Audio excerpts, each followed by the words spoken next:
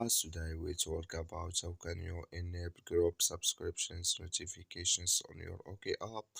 We go to figure out the solution on how you can do that on your app.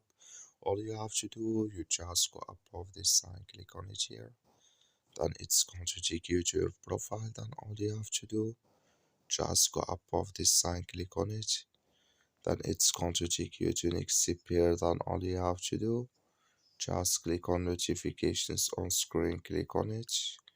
Then it's going to take you to next step here. Then all you have to do, just go down here. So you keep going down. Then you come here to groups.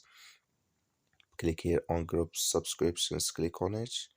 When you click in this sign here, sorry, when you click in this sign, like you see this color show for us, that's mean group subscriptions notifications enable with us now.